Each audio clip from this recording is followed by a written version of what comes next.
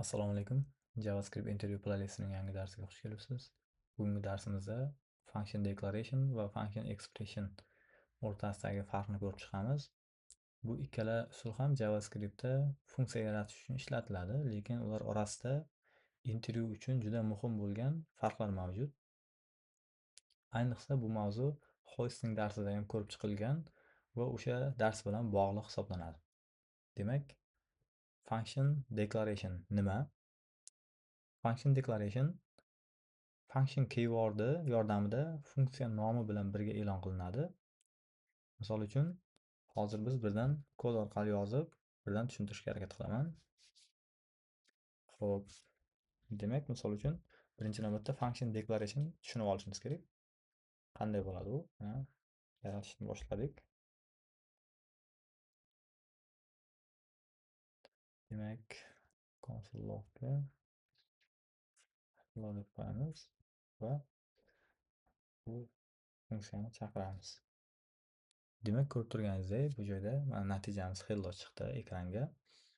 Xo'p, bu joyda mana bu create funksiya nomi. Keyin biz mana funksiyani uni pastidan chaqiryapmiz va natija chiqyapti. Endi bu mana funksiya chaqirishni buni tagidan emas, buni yuqorisidan qo'yib qo'yamiz. Bu joyda ham ko'rib turganingizdek funksiya chiqyapti. Endi e'tibor berishingiz kerak, biz funksiyani yaratilishidan oldin chaqirsak ham natija chiqaryapti. Ya'ni kod ishlayapti. Buning asosiy sababi hosting edi. Hosting darsimizni ko'rgan bo'lsangiz, bu darsimizda ham xuddi shunaqa buni ishlatib ko'rganmiz.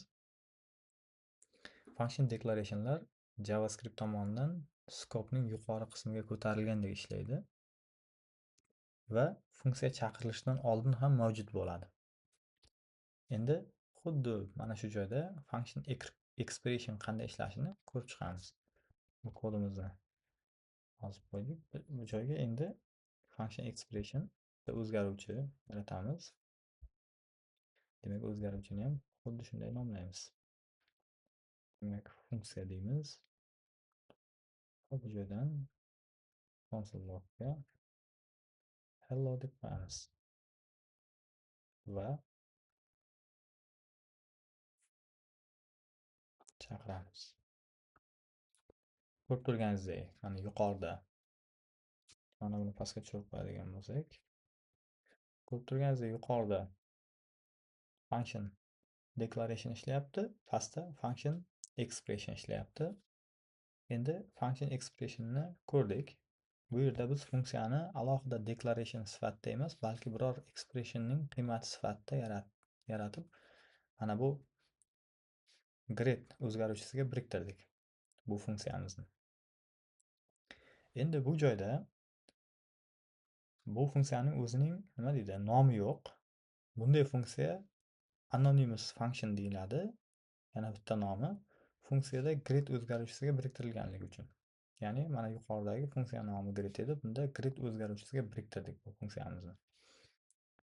Demak, eng muhim farqi bularda hosting ekan, eng muhim farqi. Ya'ni xo'sh, mana bu funksiyamizni biz agar yuqoridagidek bundan yuqorida chaqiradigan bo'lsak, ko'rib turganingizdek reference error chiqaryapti. Endi eng muhim farqlardan biri mana shu oldin chaqirib bo'lmasligi, ya'ni function declarationning uning e'lon qilinishidan oldin chaqirish mumkin, lekin const orqali yaratilgan function expressionni oldin chaqirib bo'lmaydi. Chunki bu yerda grade o'zgaruvchisini hali initialization qilinmagan bo'ladi. Bu holat temporal dead zone, ya'ni TDZ bilan bog'liq hisoblanadi. Endi bu xuddi bu joyni biz const bilan yaratdik. Endi biz buni var bilan yaratsak qanday bo'ladi? Misol uchun yozib o'tirmaymiz, faqatgina constni var qilib o'zgartirib qo'yamiz. Endi natijani ko'ryapsiz. Type error bo'lyapti bu joyda. Oldin nima edi? Oldin reference error edi. Endi mana bu var bo'lgandan keyin bizda type error bo'lyapti. Endi var bilan yozadigan bo'lsak, bizda type error chiqyapti. Sababi var declaration voice qilinadi va dastlab uning qiymati undefined bo'ladi. Biz esa undefined qiymatni funksiya sifatida chaqirishga harakat qilyapmiz. Shuning uchun type error hosil bo'lyapti. Tushunib oldingizmi? Biz undefined bo'lgan qiymatni funksiya sifatida chaqirishga harakat qilyapmiz. Shuning uchun type error hosil bo'lyapti. Xo'sh, function declaration expressionni sintaksini ko'rib chiqdik. Mana sintaksiga yozilishi function declarationda funksiya nomi funksiya bilan yozilyapti. Function expressionda bitta o'zgaruvchiga biriktirilyapti. Nomi odatda bu function declarationda nomi bor, mavjud. Function expression boya aytganimizdek anonymous bo'lib ishlayapti. Boya funksiya o'zgaruvchiga biriktirgan vaqtimizda. Xo'sh, o'zidan oldin function declaration chaqirilishi mumkin.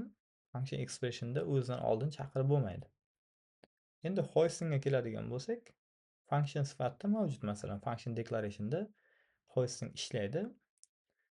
Function expressionda o'zgaruvchi qoidalariga bog'liq. Misol uchun, ko'rib turibsiz, ikkita o'zgaruvchini var bilan const bilan ishlatdik. Ikkalasida ikki xil natija qaytardi bizga. Demak, asosiy farqlarni ko'rib chiqdik. Endi intervyuda misol uchun bitta ko'rib chiqishimiz mumkin, bitta namunaviy intervyu savolini. Masalan, ekranda yozamiz. Bizga mana bu konsol ochilmayapti. Ya'ni konsolda qanday xato, qanday hello natija chiqqanini siz ko'rmay turasiz. Misol uchun, mana shu kod bor sizda. Bu function declaration bo'lgani uchun funksiya declarationdan oldin ham chaqirilishi mumkin. Natijani ko'rmay turasiz, natija ishlaydimi yo'qmi?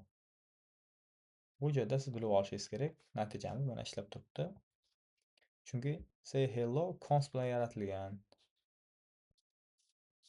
Mana const deymiz. Function bilan yaratilgan.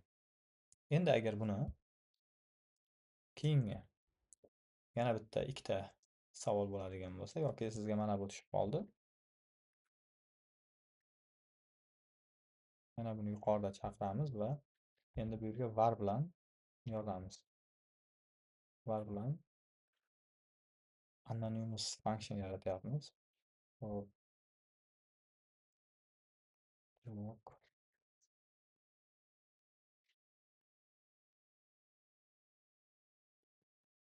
Mana bu yuqoridagi komment qilib qo'yamiz. Ko'rib turganingizdek, mana oldin chaqirsak bizda xatolik berdi va reference error, type error qaytaryapti. Agar bu const bo'lganda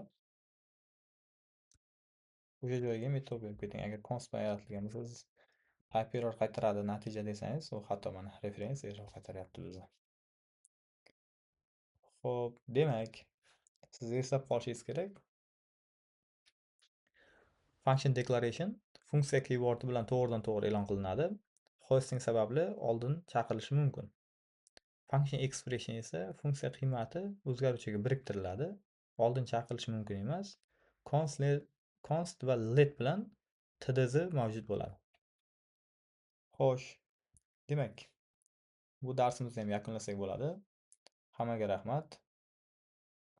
Sog' bo'ling, salomat bo'ling.